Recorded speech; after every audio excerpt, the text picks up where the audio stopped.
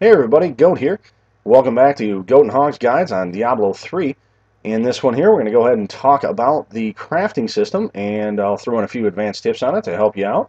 Now, crafting is a handy way to make up for any gaps in your gear. Let's say, you've got everything great, but you just don't have a great pair of bracers, or you don't have a good offhand. Well, you can go ahead and recycle, salvage is actually the term for it, all the items, let's see, they have to be magic, rare, legendary, or set or better. So that's the purple, yellow, orange, or green items that you're not going to use. You don't have any plans to. They just, they came out with crappy rolls on what's on them. So I'm going to just go ahead and salvage those. And what you'll get out of that is some crafting materials. Now, I showed in the inventory management video, I covered how you could do this in bulk, but in case you missed that, if you go through and mark everything you don't want as junk, and you come over here to your handy dandy blacksmith and then head over to the salvage section, you'll see these two I did want to save, but the rest of them I went ahead and marked them as junk. Instead of doing them individually by hitting A each time, if I push down the right stick, as you see in the bottom, I will salvage all the junk. It's going to warn me that's not such a great idea. Are you sure you want to do that? And yes, I do. So all of those things have now been salvaged into crafting materials. So with those crafting materials, what can you make? Well, you can make armor and weapons for them. That includes offhands, they'll be in your weapons section, as well as shields and wands and things like that. In the armor, you can make rings, amulets, anything you have the plans for. Now, the plans, you might be asking. If you're very new to this, you don't really have any plans. You have just a couple things. Well, over here on the right is the training section. Now, of course, I played through a few times, so I already have this filled up. But what it starts out is, as it costs you some gold, and you'll see on the right side under rewards, the plans that you'll learn. Now, I originally thought that I had to pick one of those because it allowed me to go up and down, and I had to pick, well, I want the boots, or I want the sword, or I want the bow. I thought I was going to miss out on something. Nope, you're going to get everything in that when you go ahead and pay that money.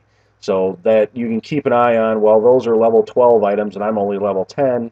I probably don't need to spend that money. I can save it for later and spend it again later on. That's how you'll level up your blacksmith, is by paying those costs to bring them up. Once you hit the point, if you're going through on normal, once you hit the point where it starts asking for pages of blacksmithing, that means you've basically reached the maximum amount of stuff you're going to learn on normal. Because pages of blacksmithing start dropping in nightmare mode. So you'll have to go ahead and beat Diablo, come back around, and pages of blacksmithing are added to the loot tables and start dropping, and you'll use those when doing crafting and purchasing upgrades to your blacksmith. So that's pretty straightforward. You can, pretty much figure that out. But some handy things over here in the crafting section itself. Let's say I want to make myself a new weapon. Well, Witch Doctor, and, I'm using one of my lower level characters, and you're wondering, where did I get all this stuff from? Well, those plans are shared across all your characters. So I have two of them that have, finished the game. I got a couple level 60s, and they've picked up multiple plans along the way. But I can't use them, and, I don't want to sort through all these. So if you see at the very bottom, the Y button, on the Xbox will do change filter. Of course, PlayStation will have a different button for that, but I'm just, it'll be labeled there for you, so you can go ahead and figure that out. If I hit that one time, the first thing that comes up is things that I can equip. Well, that's hey, that narrows it down really well. Things I can equip. Wands don't show up, mighty weapons, the fist weapons, and it goes up to whatever level you are, so it's easy enough to tell what is the maximum things I can go? Because I can look here and see a level 35 is the next thing I'd make. Do I want to make a two-handed staff? No, I kind of like doing one-handed stuff. But I do have an offhand I can equip here. You can see what you currently have on the right side, and that particular legendary mojo is required level 27. There's a one I picked up before for a level 30. So I'm going to go ahead and try to craft that. I hit A to go into it. You can see the required materials there on the left side. I happen to have all of the items I need, and there's the items and the gold. Those first two items, the powdery thing and the eyeball, that comes from salvaging. The thing on the right, those are actually the pages of blacksmithing, like I was talking about, and as you can see, you'll be swimming in those after a while. And then there is, of course, a gold cost. Now, this being a legendary one, it's pretty high up on what you need. If I went down to, just a rare, it's not so bad. And even just the basic one is, for a shield is just 7.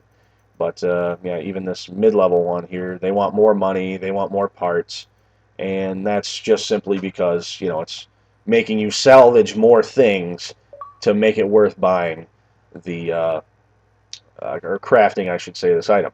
Now, what is this item here? Bitterness.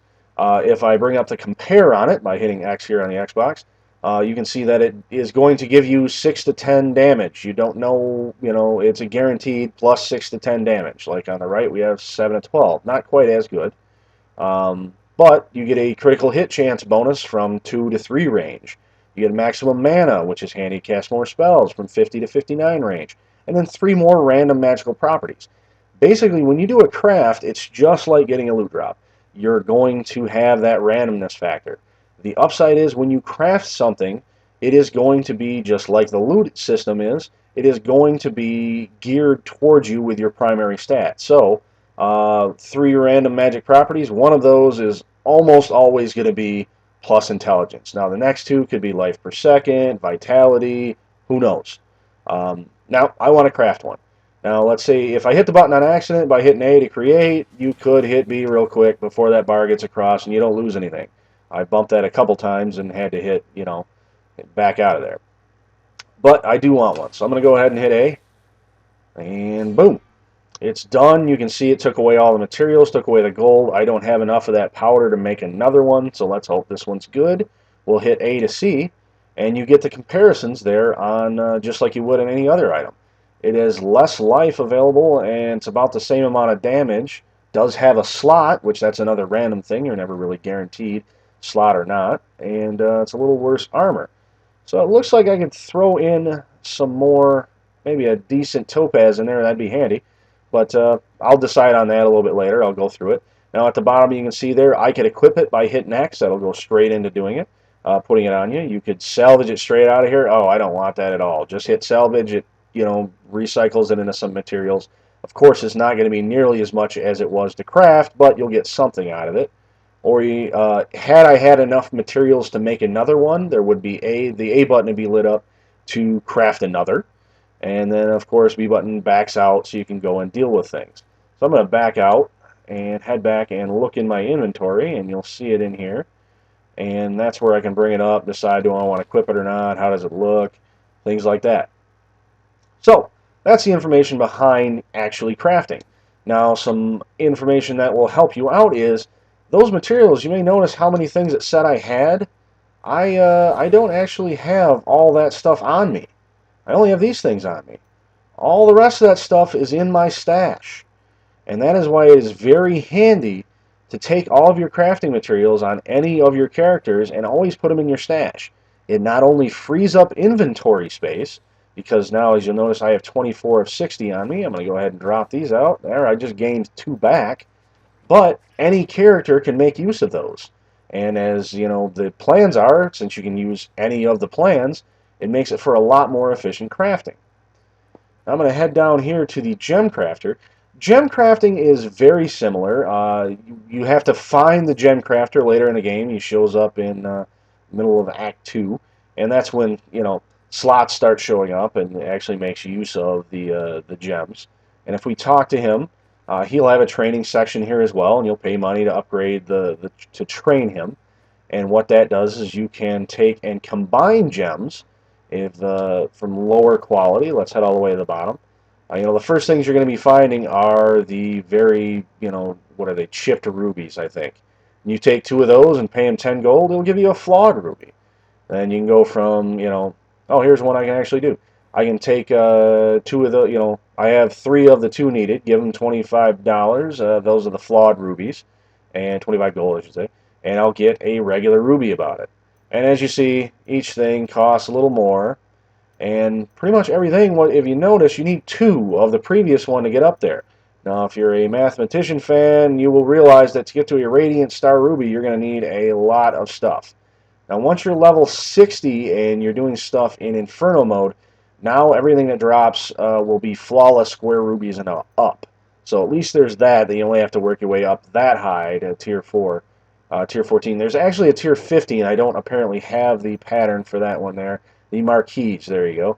and that will add a little more to it. So there's a tier 14 that I had in the ruby, and there's the tier 15.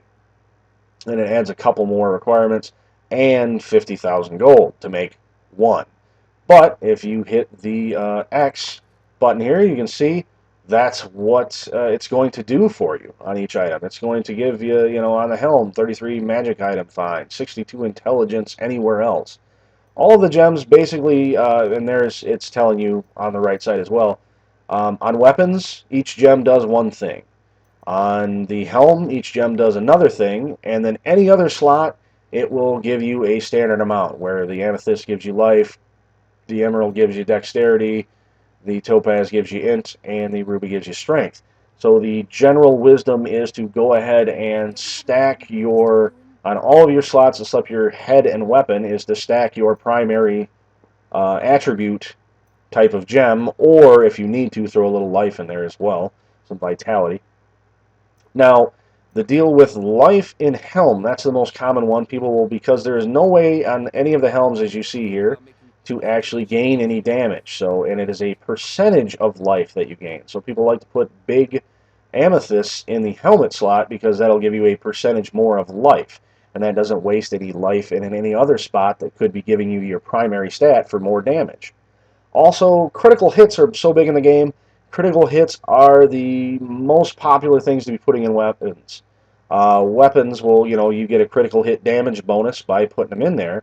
And if you look at the Marquise Emerald, you're getting 110% bonus to the original, 150% that you're doing. So it is a big bonus to critical hit if you can get a Marquise Emerald in there. Um, what was one more thing I want to mention? Oh, the filtering I mentioned with the blacksmith. Very handy here as well. First thing to do is change the filter by hitting Y to have materials. So instead of having to scroll through and see what ones you have on you, you can hit A, and you'll see, well, I have these rubies. I can just hit A, and I can just keep hammering away at A until I'm done. Those are all the ones I had. And just like a blacksmith, this will work out of your stash as well. So it'll feed out of your stash and say, oh, you had all these things on you? There you go. And you can just keep hitting A, things will show up. And look at this, we crafted all these things up.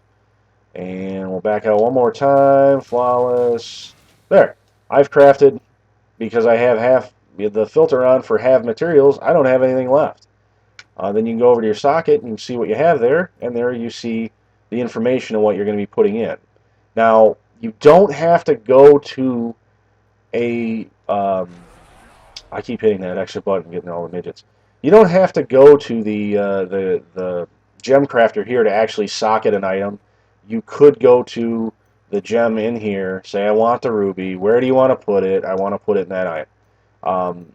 So you could put one in while you're in the field, as it were, to make it a little better, to make that item better. Which, hey, while we're here, let's see that item we crafted. The best one I have on me right now is to put one of these. I know I have more in my stash, but we'll just look here real quick.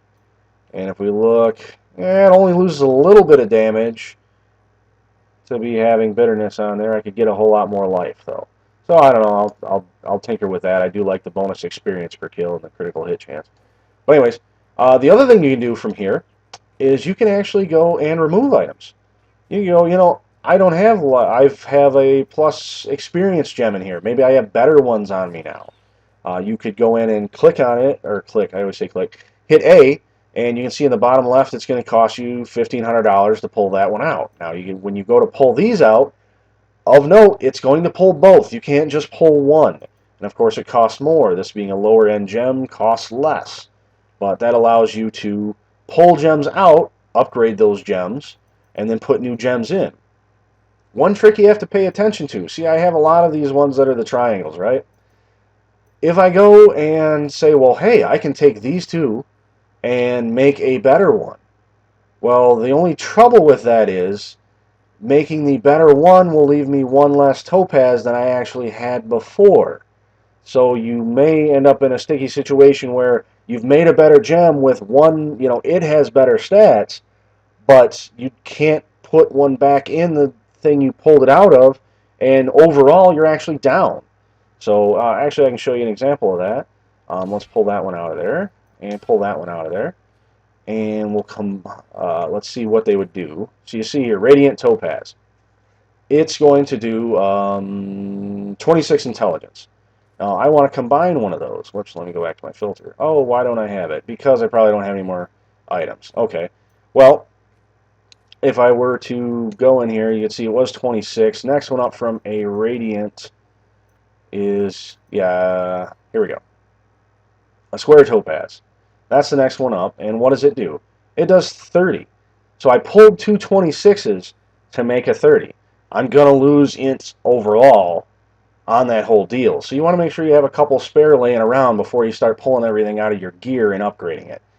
That's just something I've run into and gone, oh, that was a poor decision.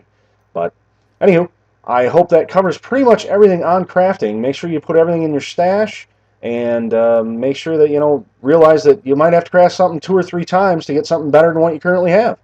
So if you have any questions on that, drop anything in the comments there, and stay tuned for our next video.